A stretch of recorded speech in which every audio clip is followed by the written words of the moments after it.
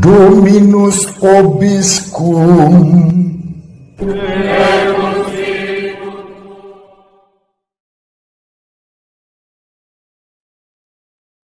Sahabat peradaban kasih ekologis yang terkasih, selamat berjumpa dalam renungan harian bersama saya melalui channel ini.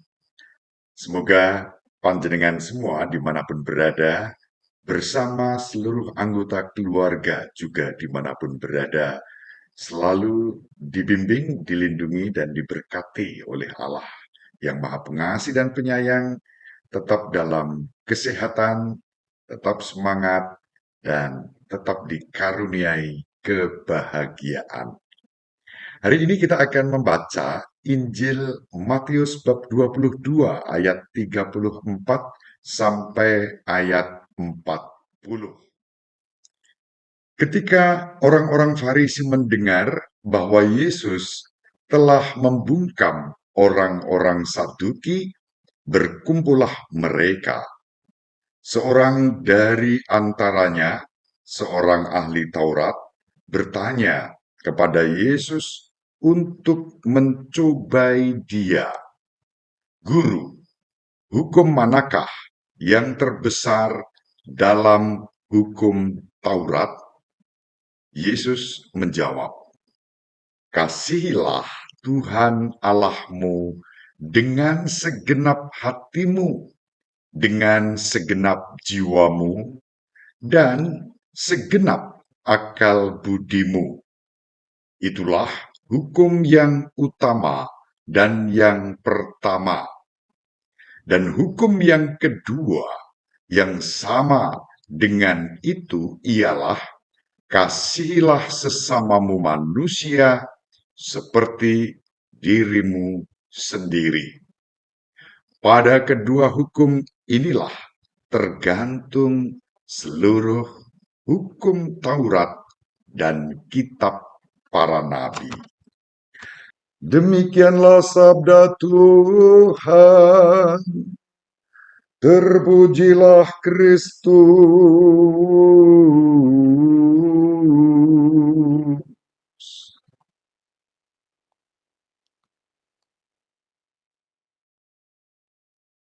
Sahabat peradaban kasih ekologis yang terkasih, Yesus berhadapan dengan orang-orang Farisi dan juga ahli Taurat yang datang untuk mencobai dia setelah Yesus membungkam orang-orang Saduki.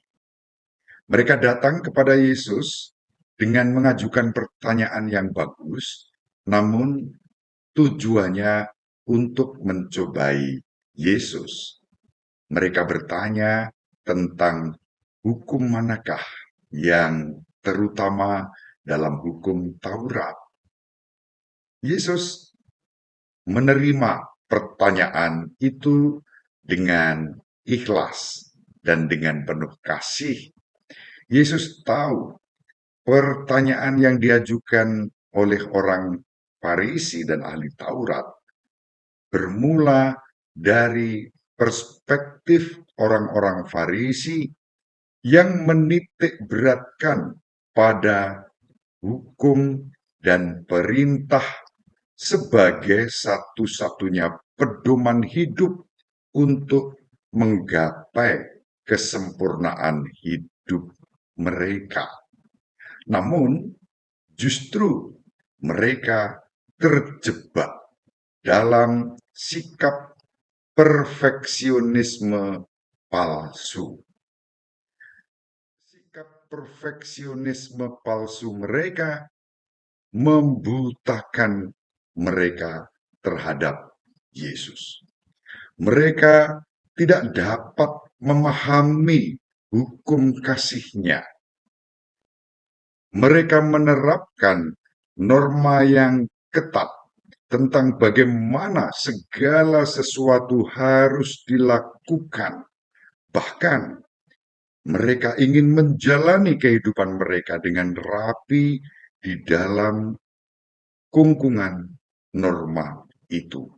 mereka berpusat pada mengetahui dan mengikuti hukum-hukum Allah secara kaku dan beku. Bagi mereka, kebesaran didefinisikan dengan mengikuti perintah secara harafiah. Dan justru dengan itu, mereka sering mengabaikan kepedulian terhadap kaum lemah, bahkan terhadap Allah sendiri. Mereka mencari diri mereka sendiri. Yesus mengundang mereka untuk menghayati kemurahan hati. Ketika orang Farisi ingin tinggal di dalam zona nyaman legalistik mereka, Yesus meminta untuk menjangkau lebih jauh dalam hal hukum kasih. Maka Yesus bersabda, "Kasihilah dengan segenap hatimu, segenap jiwamu, segenap akal budimu." Yesus mengajak mereka untuk menyerahkan diri sepenuhnya kepada Allah melampaui cara berpikir mereka. Yesus tidak memberi celah sedikit pun hanya untuk melakukan yang minimum demi hukum. Kasih kepada Allah berusaha melampaui apa yang orang lain harapkan dari kita. Kita tidak dapat mengasihi Allah jika kita mengabaikan sesama kita.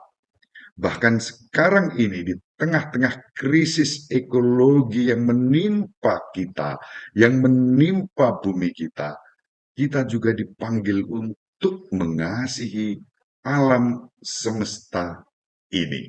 Mari kita saling mendoakan agar kita dimampukan untuk mengasihi dengan segenap hati, segenap jiwa, segenap akal budi, dan segenap kekuatan kita mengasihi Allah, mengasihi sesama, mengasihi dan merawat semesta alam ini.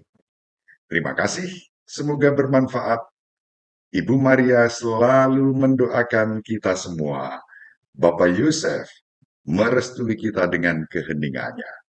Semoga panjenengan semua dimanapun berada selalu diberkati oleh Allah yang Maha Kuasa, Bapa dan Putera dan Roh Kudus. Amin.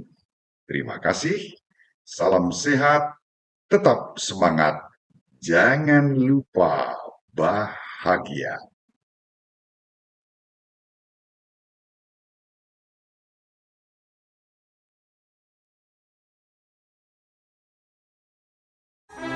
Sahabat peradaban kasih yang terkasih, sampai jumpa pada episode berikutnya. Terima kasih atas kebersamaan kita. Salam peradaban kasih ekologis, berkah dalam